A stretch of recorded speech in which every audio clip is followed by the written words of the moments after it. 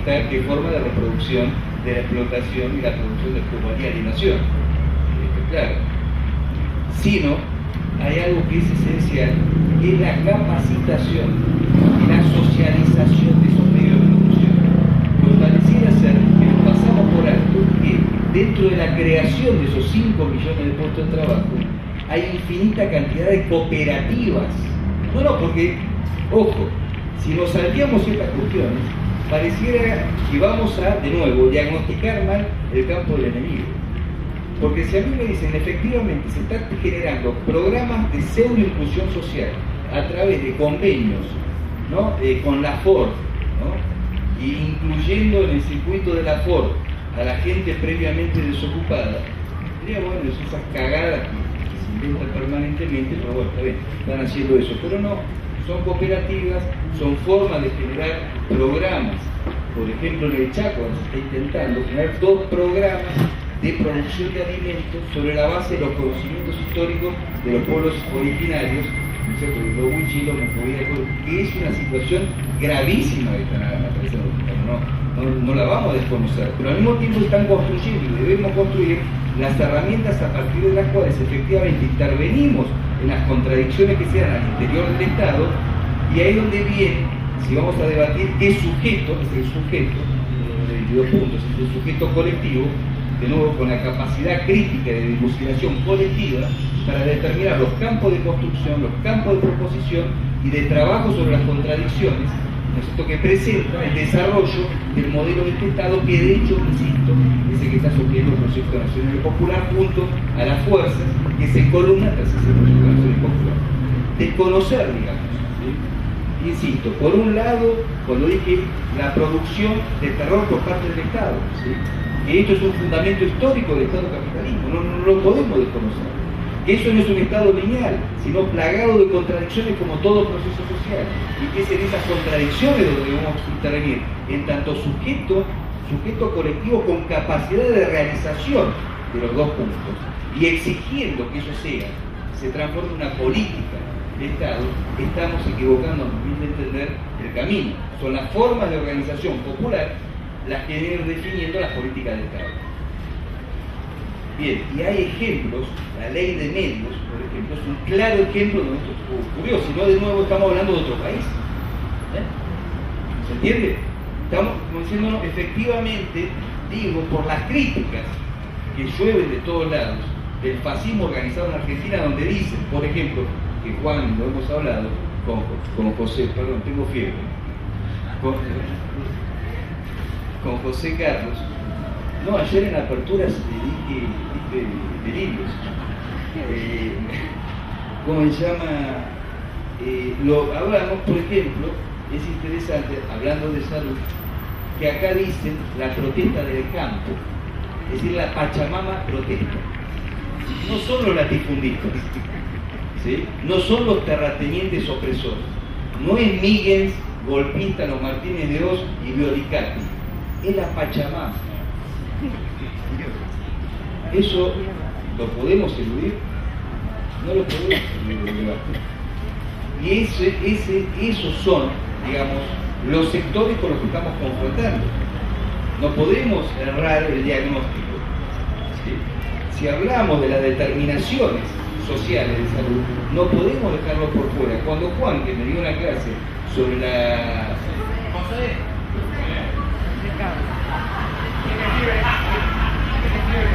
Sí. Está con fiebre en serio. No, pero no importa.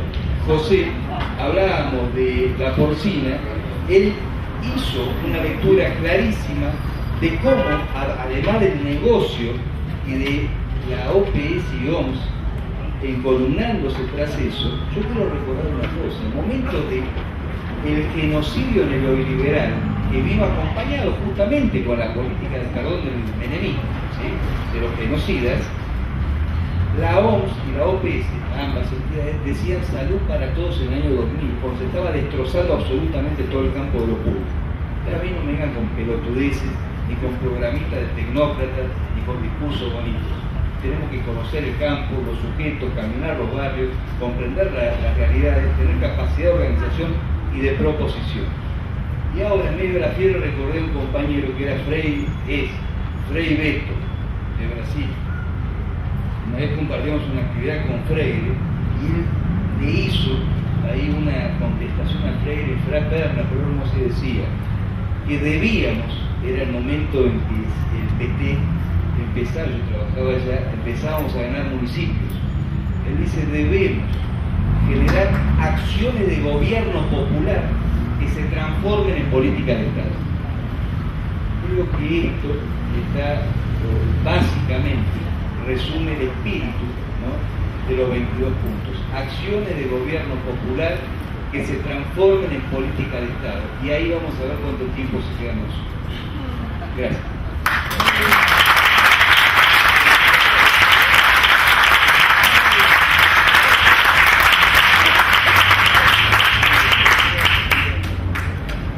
Bueno, hablando en el marco de lo que de alguna manera ya se ha dicho y tratando de aportar algunos elementos adicionales, yo diría, primero quisiera comenzar con un análisis que es un análisis un poco quizá llamativo, pero yo voy a empezar, dado que se han hecho tantas revisiones históricas, yo quiero recordar en cierta manera, además de los errores propios, cómo se las arregla el campo capitalista para destruir el campo socialista. Y me parece que una de las estrategias claves pasa por la guerra, digamos, pero la guerra en términos de competencia, como la guerra armamentista, la guerra fría, la guerra del espacio, las guerras tecnológicas. Es decir, que en buena medida, digamos, la URSS también cayó en una trampa, y cayó en la trampa de dejar que le dicten las reglas de juego. Yo quiero señalar que a mí me parece que está pasando exactamente lo mismo entre lo que significa hoy, digamos, el mercado y las políticas públicas en el mundo. Porque lo primero es que necesitamos hacer un análisis por un minuto de carácter internacional. Tener hoy una medicina bendecida científicamente, que se sustenta sobre $6.500 por habitante y por año, siendo la medicina más prestigiosa del planeta, con un complejo médico industrial que hace mucho tiempo que ha salido de los Estados Unidos, que no solamente produce bienes, tecnologías, medicamentos, sino que también produce cadenas de servicios de salud y además, digamos, tremenda capacidad de corrupción y de involucramiento, al punto que el complejo médico industrial es hoy el que tiene la mayor tasa de ganancia en los últimos 40 años de la historia de Estados Unidos, uno de los 5 principales aportantes de la política, significa en buena medida que todas las dimensiones, llamémosle socialistas, de la salud en el mundo, tratando de seguirle el tren a los $6.500 por habitante y por año, van a estallar. Esto es, va a estallar el seguro de salud canadiense, va a estallar el sistema de salud alemán, que es el más caro del mundo, va a estallar todos los sistemas de salud, todos los sistemas públicos de salud van a estallar si caen en la lógica de la Guerra Fría, tratando de competir en los mismos marcos y bajo las mismas reglas que de alguna manera esta medicina central, hegemónica, está produciendo. Quiero decir en sentido estricto, el único futuro posible para lo público es desmarcarse del modelo que en este momento está constituyendo el complejo médico-industrial en el mundo. Semejante tarea es una tarea que no solamente incumbe al sector público, sino que también incumbe a muchos otros sectores. Para el caso específico de la Argentina, significa que seguir la pista del complejo médico-industrial y tratar de homologarse a ese gasto en salud significa literalmente la desaparición del sistema de las obras sociales. Y esto es un elemento absolutamente estratégico para ponerlo sobre la mesa, porque los compañeros que corresponden al campo popular y que están en los gremios no solamente no son el enemigo, sino que necesitan imprescindiblemente ser convocados a estas discusiones para que entiendan lo que está jugando y que entiendan de qué manera se ha desarmado todos los elementos, la columna vertebral del pensamiento gremial que existía por detrás de la seguridad social y del sistema de las obras sociales en la República Argentina, y que lo que están defendiendo se vuelve indefendible si no forman parte de la discusión y no forman parte del debate de cómo se le pone coto, cómo se le pone límite específicamente a la expansión del complejo médico-industrial también en la República Argentina.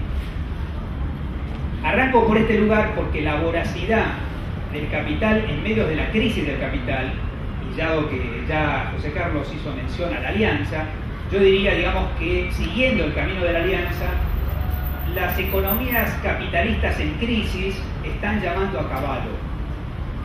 Es decir, están queriendo salir de la crisis neoliberal con más neoliberalismo. Están tratando de salir exactamente, digamos, redoblando la apuesta, y una forma de redoblar la apuesta es cuando Inglaterra se dé cuenta, digamos, de los costos que va a pagar por desarmar en medio de la crisis su National Health Service, porque es ahora cuando más lo necesita, no los años anteriores cuando estaba en bonanza económica. Si yo parto de ese lugar, lo que quisiera decir es que efectivamente estos 22 puntos están instalados en un momento estratégico de la historia argentina. En primer lugar, porque todos ya lo hemos dicho, o ya se ha dicho, y ustedes nos han escuchado y lo han dicho ustedes, hay esa sensación del principio, digamos, de que parece que Mansur no fuera de este gobierno, digamos. Pero hay una mala noticia, es de este gobierno. Y vale la pena tratar de entender, entonces, de qué manera, si la política de salud se encuentra eventualmente desalineada, podríamos decir, de otro conjunto de elementos fundamentales para entender. Y acá quiero señalar una contradicción que viene propiamente de la lógica de Alames, es decir, parado de la lógica de la medicina social, yo tengo que decir, por una lógica de determinantes, la salud en la Argentina ha mejorado. Y debo decir eso, digamos, porque yo no puedo pensar desde una lógica de medicina social por una lógica corporativa o sectorialista, según la cual se defina la salud de la Argentina en función de lo que hace el Ministerio de Salud. Pero esto no significa que no tengamos un análisis sobre lo que hace el Ministerio de Salud, lo que debería hacer, lo que podría hacer, y quizá, siguiendo la misma estrategia de José Carlos, digamos, decir, pensemos que somos Mañeto, yo diría, pensemos que somos Ginés, digamos, y pensemos cómo se las arregló para llegar a terminar instalando un Mansur, digamos, en este contexto, a contramano de la corriente principal de la política de gobierno. Porque también aquí hay una operación política.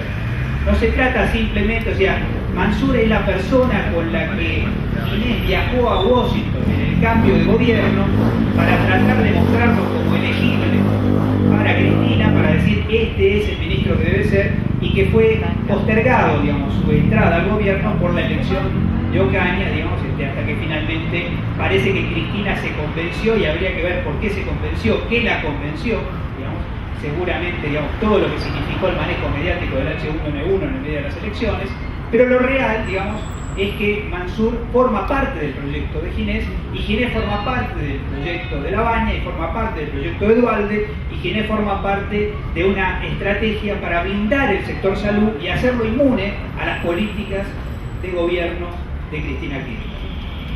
Y ahí quiero señalar las contradicciones que nosotros vemos, digamos, y que son eventualmente estas contradicciones, digamos, que Goyo planteaba recién y que tiene que ver también con una comprensión de la lucha, pero la lucha también impone, digamos, analizar al otro, digamos, y el otro tiene estrategias, el otro también juega. Entonces podríamos decir, un gran éxito de Ginés, un país que tiene una ley federal de educación que homologa una de las vergüenzas más grandes del sistema de salud de la Argentina, que no tiene homologado, que no garantiza equidad en el gasto público por habitante. El gasto público por habitante, vos no le podés echar la culpa a las corporaciones, que el gasto público por habitante, es la política la que define el gasto público por habitante. Y sobre todo en el contexto de que el gasto público por habitante equitativo está garantizado por un fondo compensador de la Ley Nacional de Educación, ¿de qué manera se las arregló Salud para que no haya una Ley Nacional de Salud que garantice el mismo derecho? Es decir, estudiemos estrategia también desde la perspectiva del otro. Desde la perspectiva del otro, es un éxito que no haya una Ley Nacional de Salud, ¿no? Porque evidentemente